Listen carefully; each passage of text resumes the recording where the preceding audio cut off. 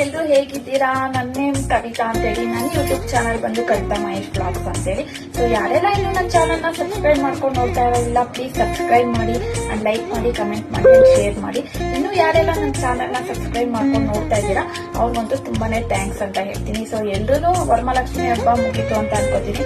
So ನಮ್ಮನೇನಲ್ಲೂ ಯಾವ ತರ ವರಮಹಾಲಕ್ಷ್ಮಿ ಹಬ್ಬನ ಆಚರಿಸಿದ್ವಿ ಅಂತೇಳಿ ಒಂದು ಸ್ಮಾಲ್ ವಿಡಿಯೋ, ಲೆಂತಿ ವಿಡಿಯೋ ಮಾಡಿ ಹಾಕಿದ್ದೀನಿ. ಅದನ್ನೆಲ್ಲರೂ ನೋಡಿ. Thank you. ಇದು ಶುಕ್ರವಾರ ಬೆಳಗಿನ ಜಾವ 3 ಗಂಟೆ ಆಗಿರುತ್ತೆ. ಸೊ ನಮ್ಮಮ್ಮ ಇಲ್ಲಿ ಎಳೆ ರಂಗೋಲೆ ಬಿಡ್ತಾ ಇದ್ದಾರೆ. ಯಾಕೆ ಅಂತ ಹೇಳಿದ್ರೆ ಇವಾಗ ಕಲರ್ ಎಲ್ಲ ಹಾಕಿದ್ರೆ ಮಳೆ ಬಂದು ಹೊರಟೋಗುತ್ತೆ ಅಂತ ಹೇಳ್ಬಿಟ್ಟು ನಮ್ಮಮ್ಮ ನಾನೇ ಬಿಡ್ತೀನಿ ಅಂತ ಹೇಳ್ಬಿಟ್ಟು ಇಲ್ಲಿ ಎಳೆ ರಂಗೋಲೆ ಬಿಡ್ತಾ ಇದ್ದಾರೆ. ನೋಡಿ ಎಷ್ಟು ಚೆನ್ನಾಗಿ ಬಿಟ್ಟಿದ್ದಾರೆ ನಮ್ಮಮ್ಮ. ತುಂಬಾ ಚೆನ್ನಾಗಿ ಬಿಡ್ತಾರೆ ಈ ಥರ ಎಳೆ ರಂಗೋಲೆಗಳನ್ನ.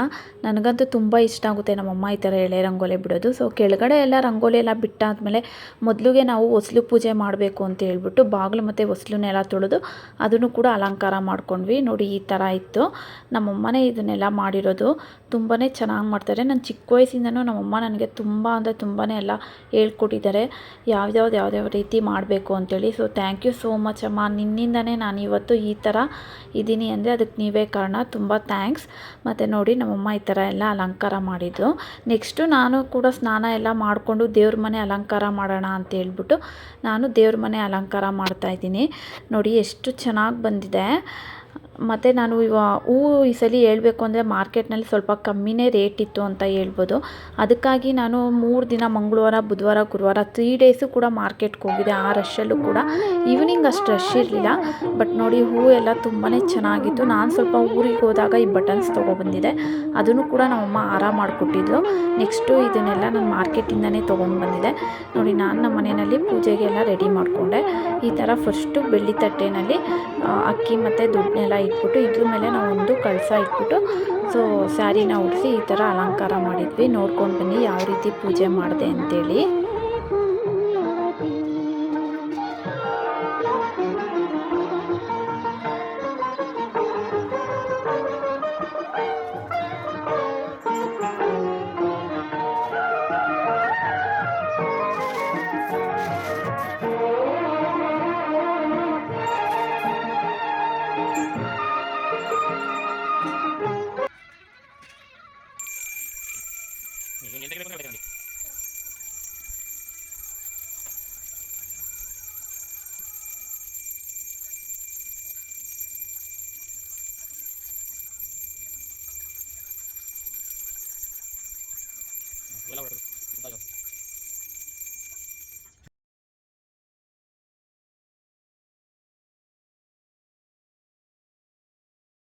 ಸೊ ಪೂಜೆ ಎಲ್ಲ ಮುಗೀತು. ನೋಡಿ ನಾನಂತೂ ತುಂಬ ಭಕ್ತಿಯಿಂದ ಶ್ರದ್ಧೆಯಿಂದ ಪೂಜೆನ ಮಾಡಿದೆ. ಸೊ ಸ್ಯಾರಿ ಉಟ್ಕೊಂಡು ಮಾಡಬೇಕಾಗಿತ್ತು, ಅದೊಂದು ತಪ್ಪು ಮಾಡಿದೆ ಅನಿಸ್ತು. ಸೊ ಡ್ರೆಸ್ಸಲ್ಲೇ ಪೂಜೆ ಮಾಡಿಬಿಟ್ಟೆ. ಯಾಕಂದರೆ ನಾನು ಕೂಡ ನೈಟೆಲ್ಲ ನಿದ್ದೆ ಮಾಡಿರಲಿಲ್ಲ. ಮತ್ತು ಸ್ಯಾರಿ ಎಲ್ಲ ಹಾಕ್ಕೋಬೇಕು ಅಂತ ಹೇಳ್ಬಿಟ್ಟು ಸ್ವಲ್ಪ ಲೇಜಿ ಮಾಡಿದೆ ಅನಿಸ್ತು. ಆಮೇಲೆ ನಮ್ಮಮ್ಮ ನನಗೂ ಕೂಡ ಬೈದರು ಸ್ಯಾರಿ ಹಾಕ್ಕೊಂಡು ಪೂಜೆ ಮಾಡಬೇಕಾಗಿತ್ತು ಅಂತೇಳಿ. ಸೊ ಅದಕ್ಕಾಗಿ ನಮ್ಮಮ್ಮ ಮತ್ತು ನಮ್ಮ ಹಸ್ಬೆಂಡು ಎಲ್ಲರೂ ಕೂಡ ಪೂಜೆ ಮುಗಿಸ್ಕೊಂಡ್ವಿ ಬೆಳಿಗ್ಗೆ. ನೋಡಿ ದೇವ್ರ ಮನೇಲೂ ಕೂಡ ನಾನು ಈ ಥರ ಅಲಂಕಾರ ಮಾಡಿ ಪೂಜೆ ಮಾಡಿದೆ. ಆವತ್ತಿನ ದಿನ ಅಂತೂ ನಮ್ಮ ಏರಿಯಾದಲ್ಲಿ ಎಷ್ಟು ಸಲ ಕರೆಂಟ್ ಹೋಯ್ತು ಗೊತ್ತಾ? ಸುಮಾರು ಒಂದು 10ರಿಂದ 15 ಸಲ ಕರೆಂಟ್ ಹೋಗಿದೆ. ಸೊ ಅದೊಂದು ತುಂಬಾ ಬೇಜಾರಾಗೋಯ್ತು. ನೆಕ್ಸ್ಟು ನೋಡಿ ನಾನು ಈ ಥರ ತುಪ್ಪದ ಆರತಿ ಎಲ್ಲ ಮಾಡಿ ದೇವ್ರಿಗೆ ಸೊ ಈವ್ನಿಂಗಿಗೆ ಏನೇನು ಬೇಕು ಕುಂಕುಮಕ್ಕೆ ಬರೋದಕ್ಕೆ ಅದನ್ನೆಲ್ಲ ಕೂಡ ರೆಡಿ ಮಾಡಿಕೊಂಡೆ. ಮನೆಯಲ್ಲಿ ಇವತ್ತು ಸಿಹಿ ಊಟ ಅಂದರೆ ಒಬ್ಬಟ್ಟು, ಕಾಳುಗೊಜ್ಜು, ಹೆಸರು ಬೇಳೆ ಮತ್ತು ಸ್ವಲ್ಪ ಒಬ್ಬಟ್ಟು ಸಾರು ಮತ್ತು ರೈಸು ಇಷ್ಟು ಕೂಡ ರೆಡಿ ಮಾಡಿದೆ. ಸೊ ನಮ್ಮನೆಯವ್ರು ನೋಡಿ ಬೆಳಿಗ್ಗೆನೇ ಸ್ಟೋರ್ಗೆ ಹೋಗಬೇಕು ಅಂತ ಹೇಳ್ಬಿಟ್ಟು ಸೊ ಅವರು ಕೂಡ ಸ್ನಾನ ಎಲ್ಲ ಮಾಡಿ ಪೂಜೆ ಮಾಡಿ ಈ ಥರ ಹೋದ್ರು. ಸೊ ನೋಡಿ ಎಷ್ಟು ಚೆನ್ನಾಗಿ ಪೂಜೆ ಆಯಿತು ನಮ್ಮ ಮನೆಯಲ್ಲಿ ಅಂತೇಳಿ. ನಾವು ಲಕ್ಷ್ಮೀನ ಆಗ ಕೂರಿಸ್ಬೇಕು ಈಗ ಕೂರಿಸ್ಬೇಕು ಅಂತೆಲ್ಲ ಏನಿಲ್ಲ.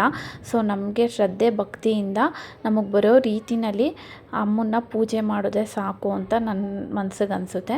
ನಾನು ಈ ಥರ ನೋಡಿ ಅಲಂಕಾರ ಎಲ್ಲ ಮಾಡಿ ಪೂಜೆ ಮಾಡಿದೆ. ನನಗೆ ದೇವ್ರ ಮನೆಗೆ ಆಗಿರಲಿ ಇಲ್ಲ ಈ ಥರ ದೇವ್ರಿಗೆ ಆಗಿರಲಿ ಆದಷ್ಟು ಎಲ್ಲ ಥರದ ಹೂವನ್ನ ಇಟ್ಟು ಪೂಜೆ ಮಾಡೋದಕ್ಕೆ ಇಷ್ಟ ಆಗುತ್ತೆ.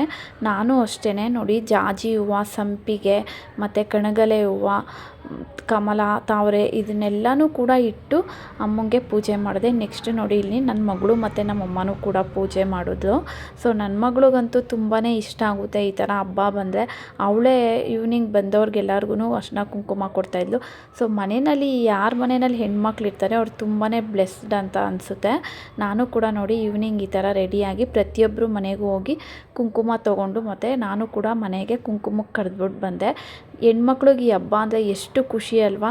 ಕೆಲಸ ತುಂಬಾ ಜಾಸ್ತಿ ಇರುತ್ತೆ, ಬಟ್ ಅಷ್ಟೇ ಖುಷಿ ಇರುತ್ತೆ ಈ ಹಬ್ಬದಿಂದ. ನನಗೂ ಅಷ್ಟೇ ತುಂಬ ಅಂದರೆ ತುಂಬಾ ಖುಷಿ ಆಗುತ್ತೆ ವರಮಹಾಲಕ್ಷ್ಮಿ ಹಬ್ಬ ಅಂದರೆ. ಸೊ ದೇವರು ಎಲ್ರಿಗೂ ಕೂಡ ಆರೋಗ್ಯ ಆಯುಷ್ಯು ಎಲ್ಲನೂ ಕೊಟ್ಟು ಕಾಪಾಡಲಿ ಅಂತೇಳಿ ಕೇಳ್ಕೊತೀನಿ. ನಮ್ಮನೆ ವರಮಹಾಲಕ್ಷ್ಮಿ ಹಬ್ಬ ಹೀಗಿತ್ತು. Thank you.